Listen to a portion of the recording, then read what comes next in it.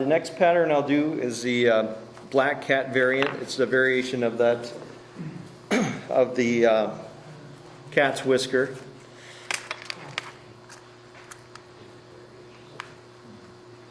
But you'll see a lot of the patterns if you look at them. If you research them, it's just like our patterns here. A lot of patterns start out in a certain way and they end up changing over time.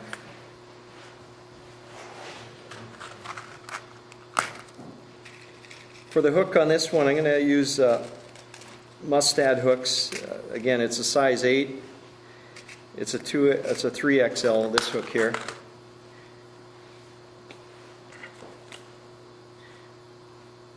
And I'm going to use no bead on this one. You can tie it with a bead if you want that sort of effect, but in the case of this, I'm just going to tie it without a bead. And again, I'm going to use the fluorescent thread on this. And a lot of the patterns that I tie, as you notice too, I'm making use of fluorescent threads wherever I can. If you're to look into the box, a lot of the guys in the United Kingdom or even throughout Europe, especially in the rivers, they really rely on this fluorescent properties of the tying materials and the thread in particular.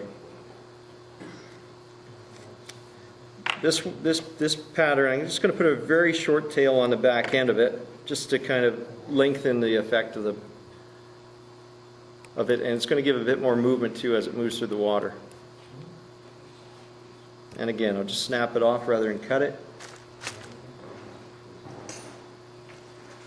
For the underbody on this pattern, again using the chartreuse theme, I'm going to use this product, and this one's readily available at all sorts of stores. Again, this is that Hairline makes this. It's a micro UV polar chenille. This is UV chartreuse, but make sure it says UV on it because there's a lot of these polar chenilles that aren't UV. But this size here, you could try to make the Vampire Vippy, or the Vampire Leech, but it's too small. The next size up that they seem to sell is too big, so it's just a shame that they don't make something in between, or maybe they do, but I haven't had any luck in trying to have shops bring it in for me. If there's some materials that you do want to get, you can talk to them. You mentioned you can special order stuff in, so if there's something you don't see on a shelf, just check and ask, and I'm sure that they can bring it in, or they can at least try to find out where you can get it if not. That's how we first got the micro chenille, polar chenille in, was special order. It was. And then it just took off. Exactly. You know, until people ask for it, people don't realize what they're missing. So this one here, I'm going to wrap these wraps just so that they're nice and tight together. I'm not too concerned about combing it back because it's going to be covered by the wing. But in this case here, it's making a real nice solid body on it. If I had gaps in between, you would see the red thread and it wouldn't be nearly the effect that I want. So I'm going to bring it up towards the eye. And then I'm just going to wrap it off here. And again, just secure it down so it's not going to come undone, especially if you have a fish hit it and pull on this. But being that it has a bit of a thread core, you want to make sure it's really locked in because a fish could pull it back and it could unweave quite easily. So pull any loose fibers back, secure them down, and move your thread back a little ways. And for this pattern, because I'm going to have a black overwing, I want to make sure it can lay flush against the body whenever I'm retrieving it. So I'm going to take the time and just trim any fibers that are sticking up.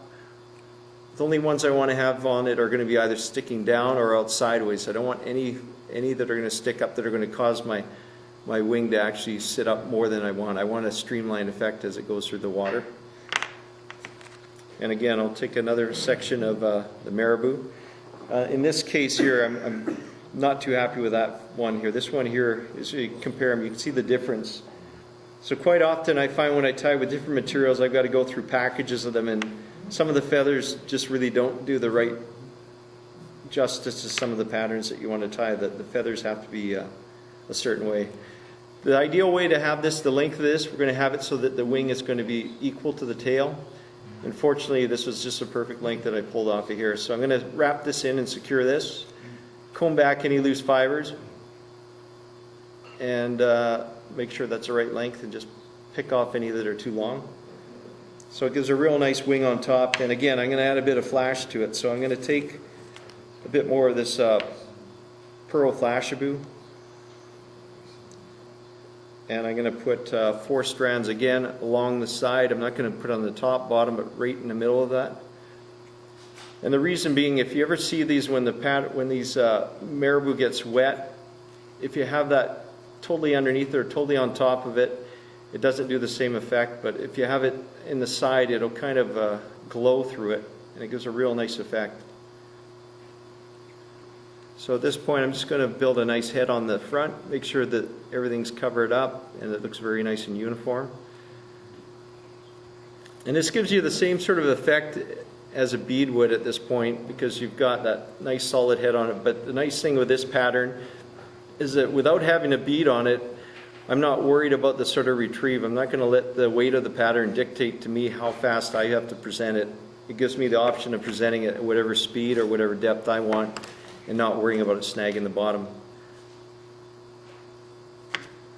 So now in this case here, this has moved up a bit. So what you can do is you can move them around and kind of try to force it to stay where you want by giving it just a tug just before you glue it and get it sort of permanently affixed to it.